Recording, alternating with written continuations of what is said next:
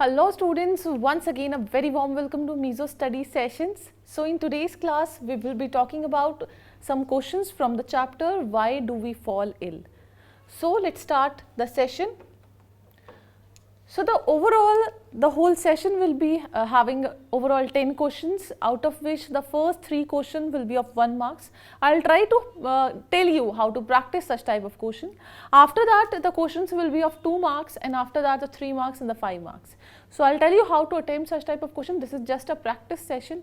Along with this, you have to practice your NCERT questions as well. You have to practice the questions which are given in the center of the book or in the center of the chapter. After each and every topic, the questions are given. So you have to practice that as well. So let's move on to the first questions. First 3 questions are of 1 mark. So question number 1 indicate name any 2 group of microorganisms from which the antibiotics could be extracted. Now to talk about this particular word, that is antibiotics. If I ask you one question that what is antibiotics, hope my students can give this answer. So antibiotics are what? Antibiotics are chemicals. Biotics are chemicals produced by microorganism which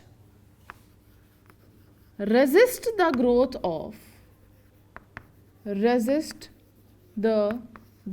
of other microorganism. This is called as antibiotics. Now the question states that we have to give the 2 group of microorganisms. So in this you have a ready answer that bacteria and fungi. Bacteria and fungi are those organisms, those microorganisms from which the antibiotics are extracted. So can I ask you one more question? Though it is a question practice round, and even I have right to ask some questions. So if I say, what was the name of first antibiotic that was produced and from where it was extracted? So this you have to revise, we have already discussed in the session. So let's move on to the question number 2.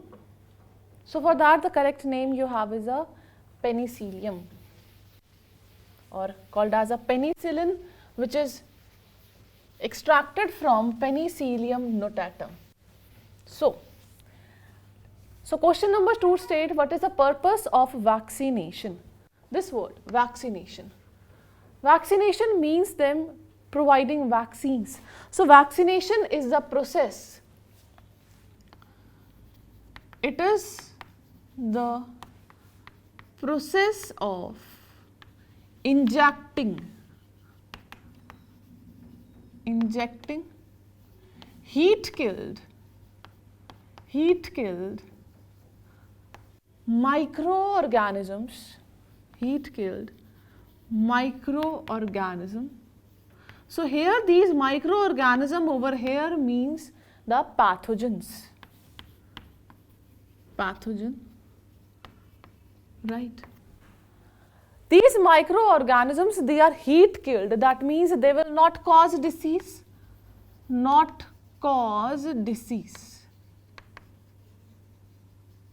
will not cause any kind of disease. So in this what happens? It is a process of injecting heat killed microorganisms into body of organism, right? So that immune response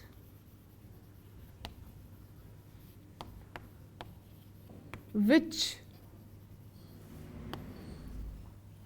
will generate can produce memory cells.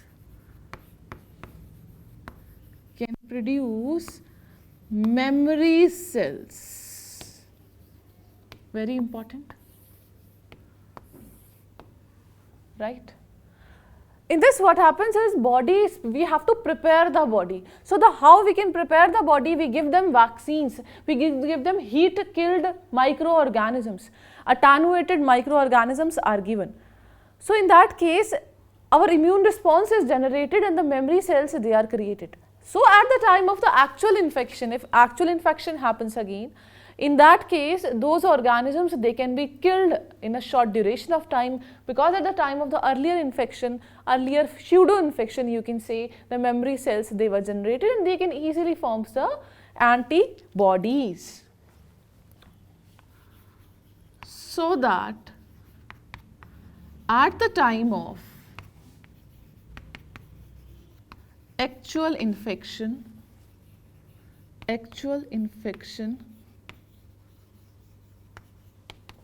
pathogen can be eradicated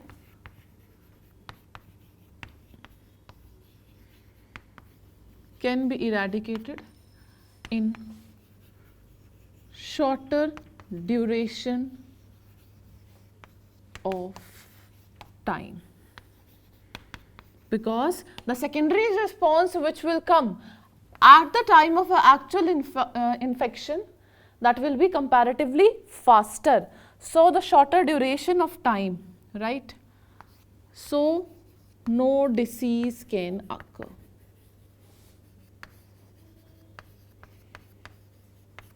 Right.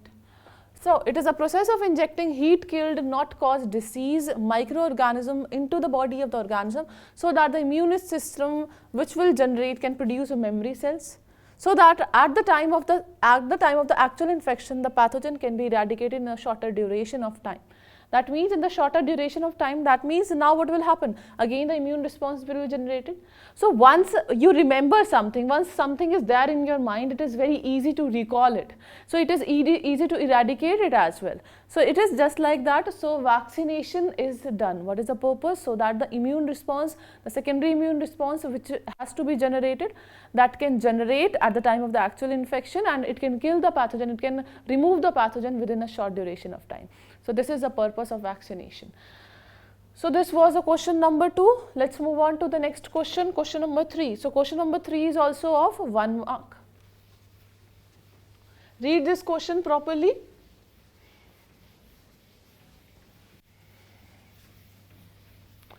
Name any 2 diseases which are caused due to unprotected sexual intercourse. Yes, like question, it means to say that they are asking about the sexually transmitted disease.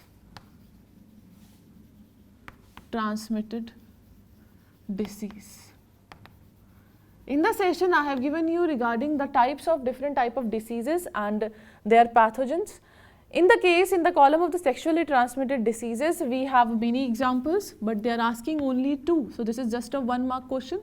So first you can write it as a AIDS. Right? What is the full form of AIDS? That is a acquired immunodeficiency syndrome. Right? It spreads by sexual contact. Acquired immunodeficiency syndrome, which is caused by HIV, human immunodeficiency virus. And second, you can take an example of a syphilis. There are various types of the syphilis. One of the most fatal syphilis we have is a neurosyphilis. So these are the 2 diseases which spread from one person to another while having unprotected sexual intercourse. So this is a question number 3. Let's move on to the next question, question number 4. Again, this question number 4 is of 2 marks. So you have to answer accordingly. Now, give 2 examples of each of the following. 4 types of diseases they have given, and we have to explain the answers. 2 examples minimum we have to give.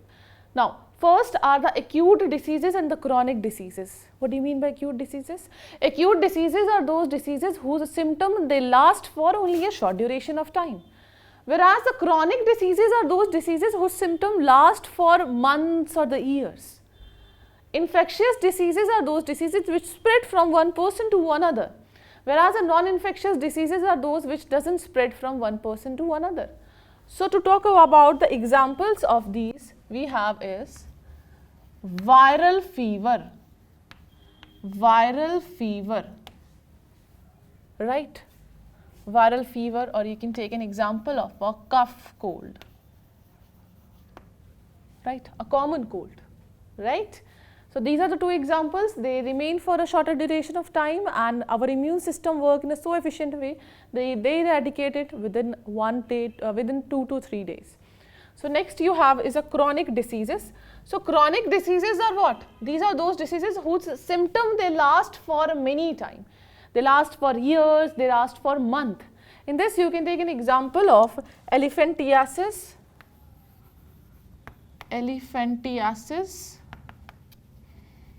and second you can take an example of tuberculosis.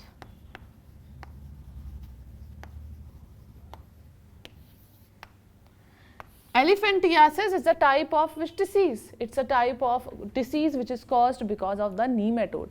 So in this case what happens, these body organ, the extremities of the body structure such as a limb, scrotum, they accumulate fluid in them and they remain like this in a swollen position for years.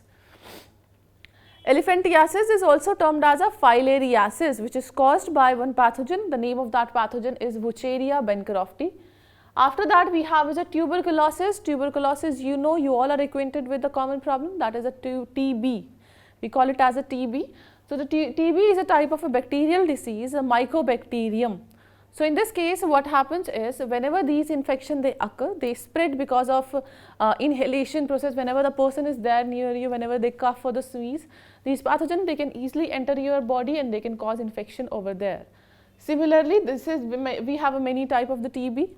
Lung TB is a major problem that we are facing today. Now next, the C part we have is the infectious diseases. Sometimes the infectious diseases are those which spread from one person to another. If I am having those diseases and if you will stay near to me, the chances that you can also get those diseases, which is called as infectious diseases. So the infectious diseases, we have an example of a chicken pox and smallpox.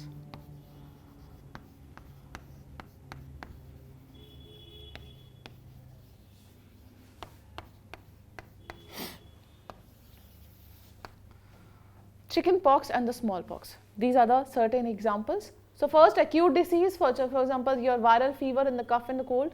Chronic diseases, you can take an example of the elephantiasis and tuberculosis. Infectious diseases, you have an example of a chicken pox and the smallpox, right? Note this down, I'll be back. So students, hope you have noted down this about this 3 types. One was left, that was a non-infectious which doesn't spread from one person to another. There are a list of those diseases which doesn't spread from one person to another. Some are those diseases which spread because of the mineral deficiency, etc. Some are those diseases which are associated with the hormones, such as if you talk about whenever there is a deficiency of the iodine, the chances that the goiter may develop. So in this you can take an example of a goiter. Likewise, we have n number of example in this case, and second example you can take it as diabetes, normal hormone. So diabetes is that problem which spread because of the decrease in the insulin hormone in the blood. What is the function of insulin? Insulin decreases the level of glucose in blood. It maintains a level of glucose in the blood. Whenever this insulin level it drops, increase in the glucose concentration that can be seen.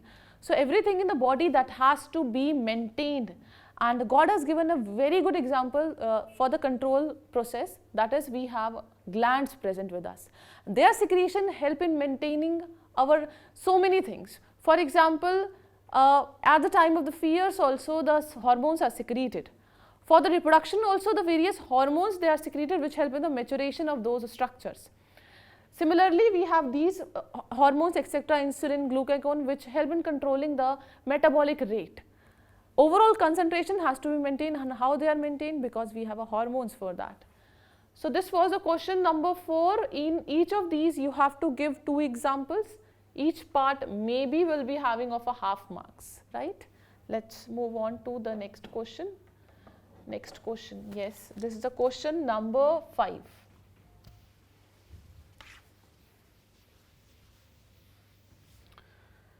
which bacterium causes peptic ulcer, right? In this you have a ready answer, you have a one line answer only, that is the bacterium which causes this peptic ulcer is Helicobacter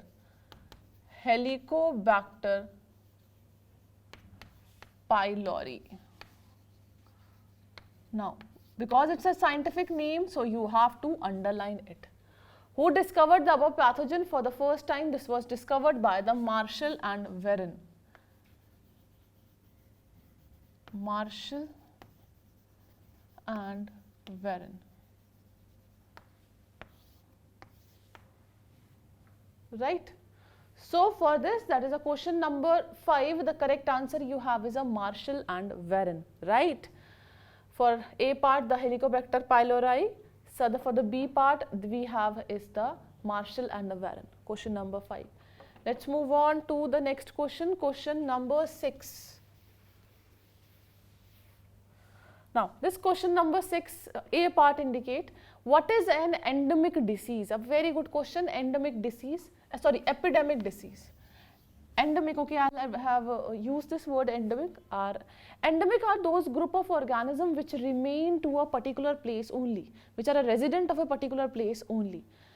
So they are called as an endemic species. So here they are asking what is an epidemic disease. So epidemic diseases are those diseases which affect more than one individual at a time.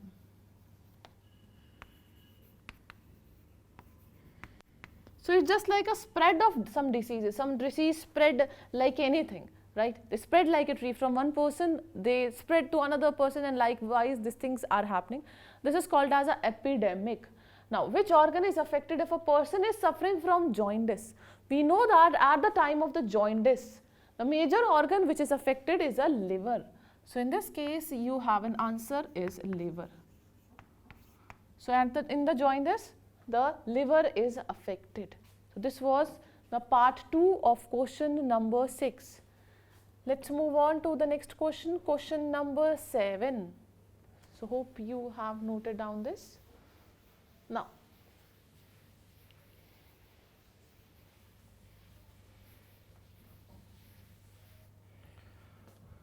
differentiate between acute diseases and chronic diseases. Let's have a look.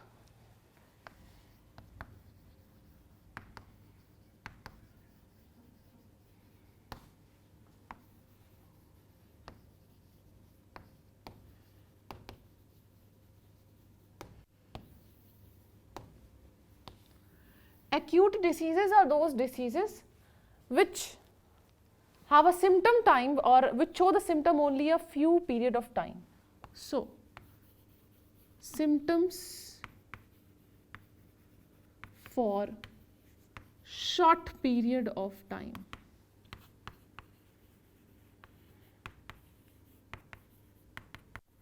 Whereas in case of the chronic disease, the symptoms they last for years.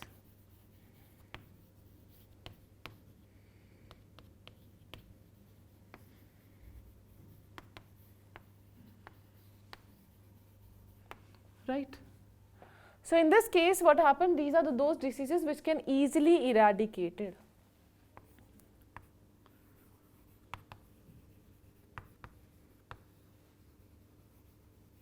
Easily, or you can say cured.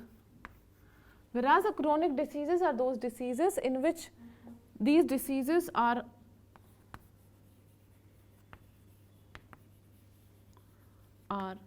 difficult to cure.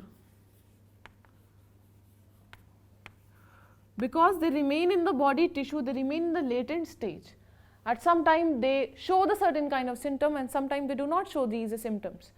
So now let's talk about the example of the acute disease. We have discussed in this session only. So acute diseases, you can take an example of a viral fever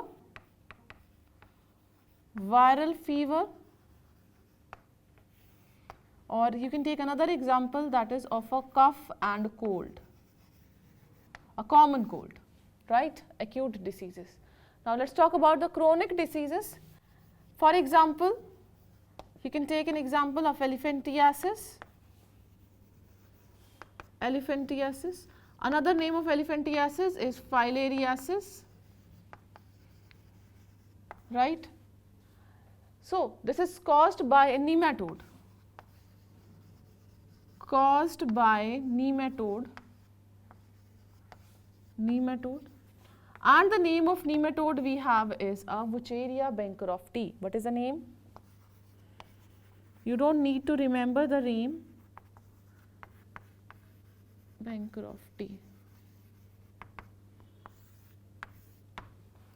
Right? Elephantiasis or filariasis. So the second example in this case, you can take it as a tuberculosis. Tuberculosis.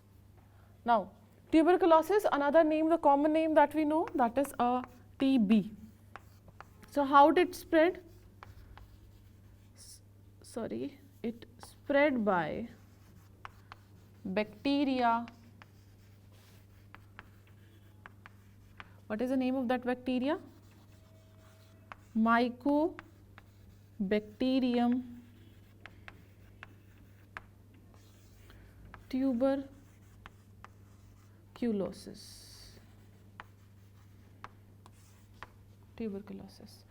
So in this we have an example of a lung TB. So these are the two examples, the chronic diseases. Here the symptoms appear, they last for a longer time. In this you can take also an example of a heart disease. Heart disease. Another name of the heart disease, you can take it as a cardiac diseases. Cardiac diseases, right? So this was the first question of another category, that is a question number 7, right? Differentiate you have to write. Now if such type of questions come, now what you have to do? Write the differentiate in a column only. Do not write stories. I am again and again telling you, don't do such type of mistake. Make 2 columns, and with the help of the separate examples, you have to attempt this. Now let's move on to the next question, that is a question number 8.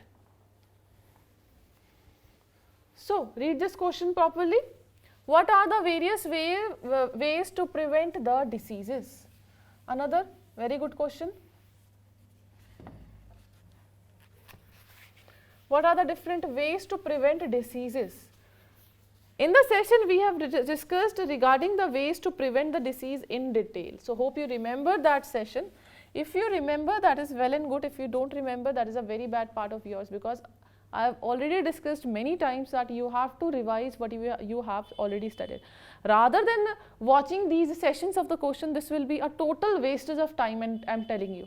In the session we have discussed all these things in detail, so better watch those sessions, then only go for all these kind of questions in which I used to tell you how to attempt such type of question. I am not saying that these questions can be asked.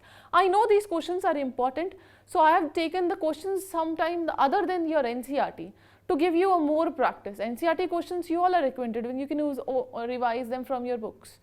But these are the questions which are important, which was asked in the previous year examination and which can be asked in the future examination. So you have to be prepared for that. Now question says, what are the various ways to prevent diseases? So ways to prevent diseases. There are 2 ways by which the disease can be prevented. The first way is called as a general way of prevention of disease. General way. And the second you have is a specific way.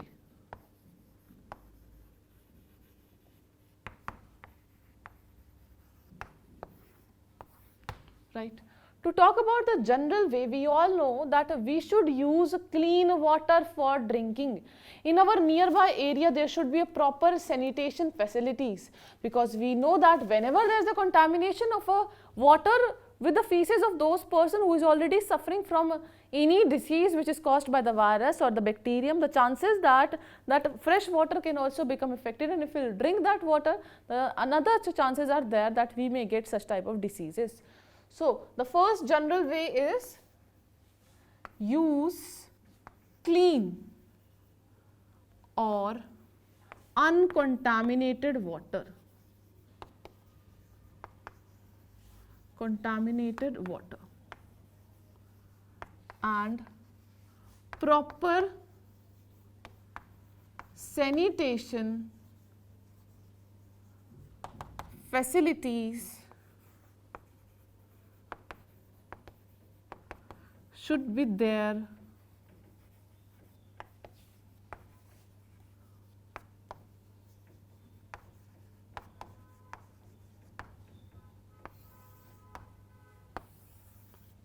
near to you. So the second is that we should use only properly cooked food, or you can say hygienic food.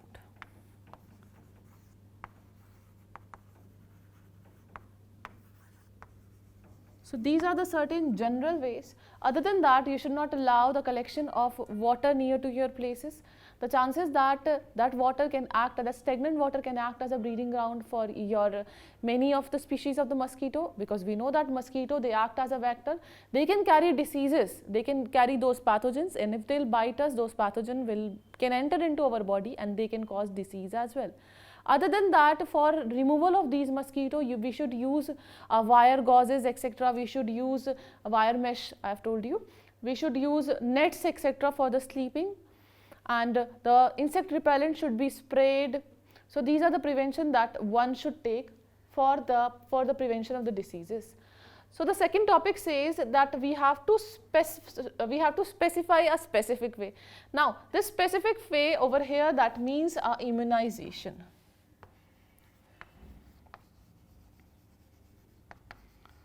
Immunization,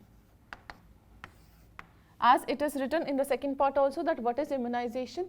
Immunization, in this, the body has an internal capacity to fight against the diseases.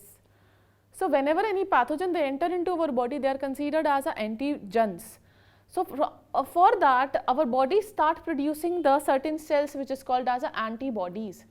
So can I ask you one more question? Antibodies are secreted by which type of cells? I mean to say, which type of lymphocyte? You have to tell me. Okay, I'll give you answer in this session only. So that is a B lymphocyte, they produces antibodies. So antibodies are secreted against these antigen who enter into our body, due to which they kill those antigen in a very specific way, right? For each and every type of the antigen, the specific type of the antibodies, they are secreted. Here the immunization means that we have to improve our immune system, improve our immune responses. And how the immunization can be done? Immunization can be done by the involvement of certain vaccines. Today we have vaccines available for so many diseases, like hepatitis, the vaccines are available, like smallpox vaccines are available, like diphtheria vaccine, the rabies vaccines, they are available. What is the function? Why we are taking that vaccine? Because what we want, that our immune system, they should be stronger. So immunization means improvement in immune system to fight against pathogen. Improvement in immune system to fight against pathogen. To fight against pathogen, right? And how immunization is done? Done by vaccination. By vaccination, by which the improvement in the immune system occur, and whenever the pathogen, the real pathogen, other than the pseudo pathogen, if the same pathogen they come for the second time, the response time is comparatively faster and they can be eradicated in a better way. For the immunization process also, we have this passive immunity also. In case of the passive immunity, our immune system is not active. So in this case, one of the example is that we take these antibodies from the outside. Suppose some snake is there and I'm bitten by one snake. In that condition, some antibodies, they are readily available in the market. They can be incorporated into my body. They'll consider that whatever these pathogen who has entered, that means to say the bite or the venom that has entered, that will be eradicated because of these antibodies which has introduced into my body. So this is the immunization, question number 8. Now let's move on to the next question, question number 9. So again this question, that is a question number 9, is of 5 marks. So you have to explain these things in detail. See why I have included these questions, because they are very important, and as well as the questions which I have included are from those topics which students always feel that they are all of confusion.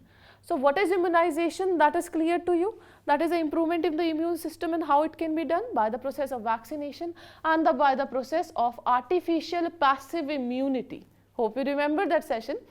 The session I have discussed regarding this immunity, the types of immunity. In the passive immunity, we supply these antibodies from the outside. So overall immune system, they can be strong, like they will be stronger. So define immunity and the vaccination. Immunity is a capability of body. So what do you mean by immunity? Immunity. What is immunity? It is a capability of body to fight against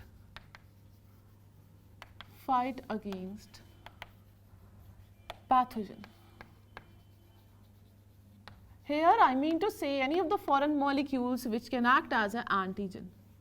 So that is called as a immunity. Our body immune system, that has to be strong.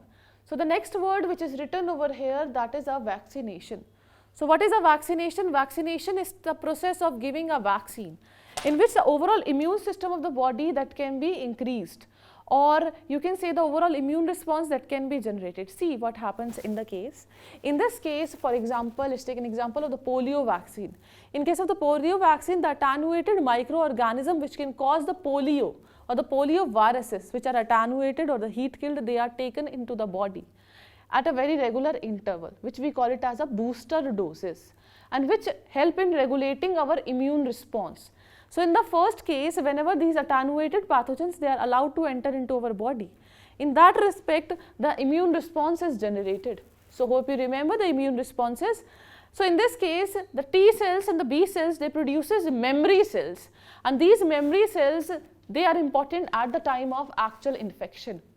Antibodies will be formed, antibodies will try to kill those antigens, the pseudo antigens you can say. But once the infection will occur, once the same virus whose pseudo antigen I have taken earlier, if the same will come again, the chances that that particular virus will be killed in a shorter duration of time, because the now body has recognized that antigen. Now it's time to kill it. So they will kill it in a shorter duration of time, so that we can say that the secondary response is comparatively faster as compared to a primary response. For example, let's take an example. Suppose you don't know how to open a gate, right? So you'll go near to that gate, you try to open it with the different keys, right? You have so many keys, the 10 to 15 keys you have. You try to open with key number 1, 2, 3 and the 4 and 5, right? And at that time you realize that key number 8 is a correct. Next time when you will try to open that key, you will directly took the 8 number key and you will try to open that door, and the door will be opened. So in this case also the response time is faster for those keys which is coming for those problem which is coming for the second time, right? So that is why this vaccination is done. Now define the vaccines. Define the vaccines are what? These are the attenuated microorganisms. So these are heat killed or attenuated microorganism. So here these microorganism means to say the pathogens are taken. So these pathogens, they try to kill those they try to kill those antigens. So what type of disease can be prevented through vaccination? There are so many diseases. Let's talk about some examples, such as your smallpox, such as your rabies. What is another name of rabies? Another name of rabies is hydrophobia. Those dogs and cats who suffer from the rabies, they do not drink water. These are the external symptoms. They do not drink water and they show the excess of salivation. So you should be like away from all these kinds of rodents. So the smallpox, rabies, not rodents, sorry, with these such type of animals like cats and a dog. Next, you can take an example of diphtheria. You can take another example, that is a hepatitis. Today, vaccines are available for this are the smallpox, rabies, diphtheria, hepatitis, and the tetanus.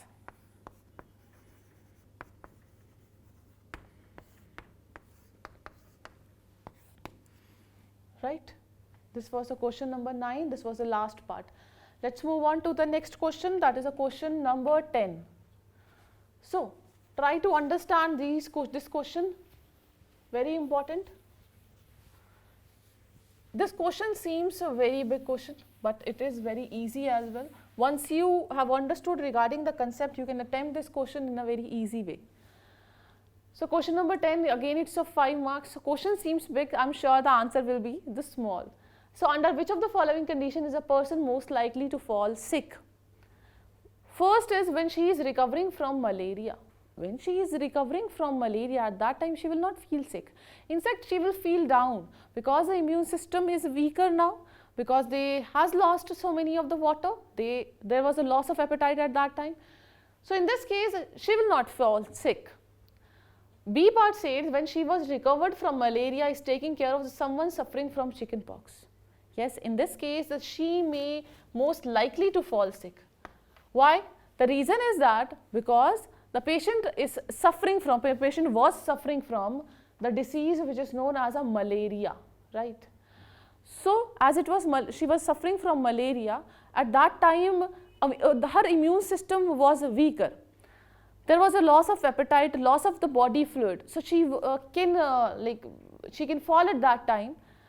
So if she will be suffering from malaria, if she was suffering from malaria, if she is recovering from malaria, in that condition immune system is weaker, the chances that if she is taking care of the person who is suffering from chickenpox, the chances that she can also develop chickenpox. So she should be away from this particular person. Now the C part indicate when she is on a 4-day fast after recovering from malaria and taking care of someone who is suffering from the chickenpox, right?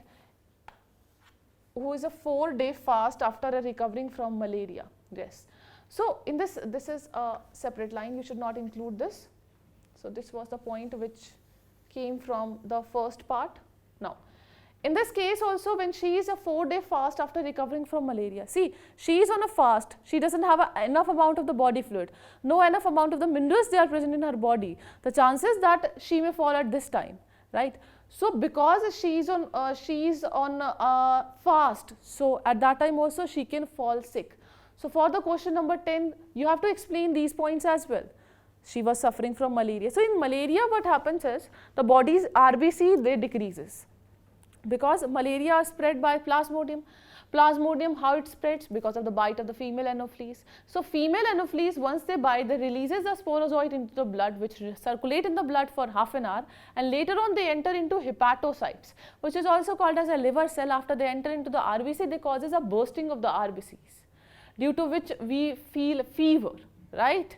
And there was a continuous hot phases, hot phase, cold phase, and the shivering phase. All these phases happens.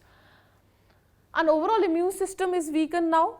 If she will be on the fast, the chances that she may fall sick. So this is what you have to explain in this question. So this is how we have explained, this is how we have to attempt the different 10 questions we have discussed in the today's session. So hope you liked the today's session, and now what you have to do, whatever the questions mentioned in the NCERT, do learn them, do revise them. If you face any of the problem, do ask us. Please ask us questions. And go to our website, the doubt clearing option will be there. Click there, over there just write down or the copy paste your question, whatever the doubts you have, and just send it to us. We will try to solve it within a short duration of time. And also in the e-books, all these chapters, they are given and they are in a bit of detail. If you want to study in detail, you can refer to those e-books. They are very important, only important points in a bit detailed way. those which I have not included in the session, sometimes I include those things as well, so that you can have a better understanding for those disease, or for those topics. In fact, whatever the diagrams which I try to make on the board, those diagrams are also mentioned in your ebook, so you can refer your ebooks as well. And also, how can we forget about your NCERT?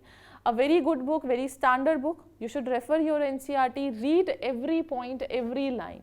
This is not only important for your CBSE exam, also important for the various entrance examination when biology is a subject. Even today I have my NCERT with me. I have my 9th and 10th class NCERT. They are very important. In fact, they give you a complete depth of each and every topic. So we'll meet in next session when we'll discuss a new chapter, but you don't have to watch the next session unless you complete this chapter and all the question practice as well. So we'll meet you in the next one. Till then, take care of yourself, and thank you so much, students, for watching this.